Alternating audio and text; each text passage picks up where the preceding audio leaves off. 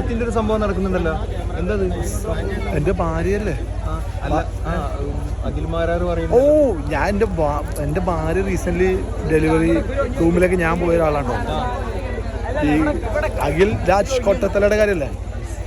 അയാള് എന്തൊക്കെയോ ഡോക്ടർ എന്താണ് കേസ് കൊടുത്തെങ്കിൽ ഞാൻ ഈ സോഷ്യൽ മീഡിയ ഒന്നാമത് അയാളുടെ സ്റ്റേറ്റ്മെന്റ് പിശാടി പറഞ്ഞത് ഇതിപ്പോൾ ഇന്ന് പറഞ്ഞു കഴിഞ്ഞാൽ 2 കൊല്ലം കഴിയുമ്പോഴാണ് ഇതിന് മറുപടി. കാര്യം 2 കൊല്ലം പുള്ളി മാറ്റി പറയും.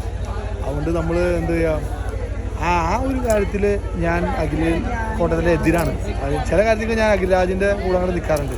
കാര്യം വേറെ ഒന്നുമില്ല, അഖിൽരാജിനെ സപ്പോർട്ട് ചെയ്ത ആയിരക്കണക്കിന് ആൾക്കാരുണ്ടല്ലോ, മറ്റേ ജയ് ബാലയ്യ ടീമാണ്. അപ്പോൾ ഈ കേസിൽ ഞാൻ രാജിൻ്റെ എതിരേക്കാണ്. കാര്യം പറഞ്ഞാൽ ഈ ലോകത്ത് ഏറ്റവും വലിയ പെയിൻഫുൾ എന്താണെന്ന് വെച്ചാൽ പ്രസവമാണ്, ഡെലിവറി.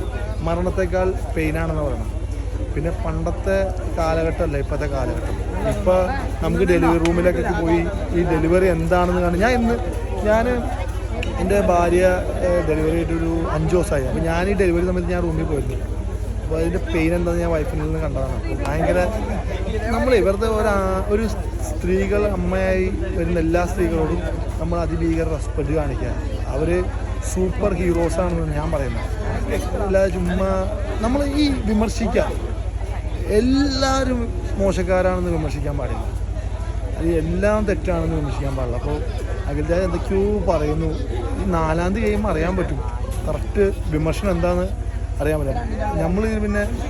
ഞാൻ പിന്നെ ഒരു കാര്യം മനസ്സിലാക്കി, ഞാനൊരു പുരുഷനാണ്.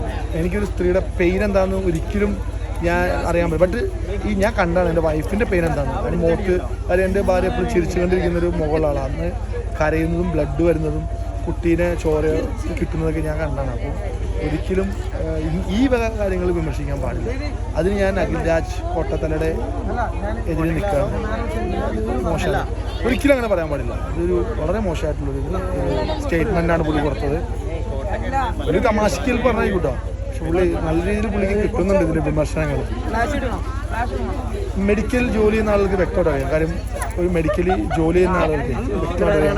ഒരു പ്രസവ വേദനയും ഒരു അമ്മയായതിൻ്റെ ഒരു ജന്മം നൽകുകയല്ലേ നമുക്ക്.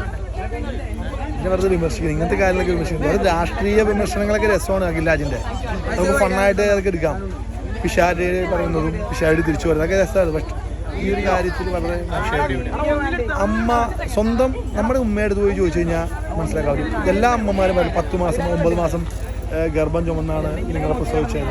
അത് വളരെ സില്ലിയായിട്ട് അമ്മമാർ പറയുമ്പോൾ നമ്മൾ സില്ലിയായിട്ട് ചിരിച്ചെടുക്കുമെങ്കിലും അത് ഭയങ്കര പെയിൻഫുള്ളും അത് ഭയങ്കര ബുദ്ധിമുട്ടുള്ളൊരു പരിപാടിയാണ്. പിന്നെ അതിനുശേഷം കുട്ടിയെ മുലയൂട്ടി കുട്ടിയുടെ തല ഉറച്ചതും അങ്ങനെ ഒരുപാട് സ്റ്റേജ് കഴിഞ്ഞിട്ടാണ് എല്ലാ സ്ത്രീകളും ഈ പറഞ്ഞ ഒരേ മക്കൾ നമ്മളെല്ലാവരും ഇങ്ങനെ നിൽക്കുന്നത്.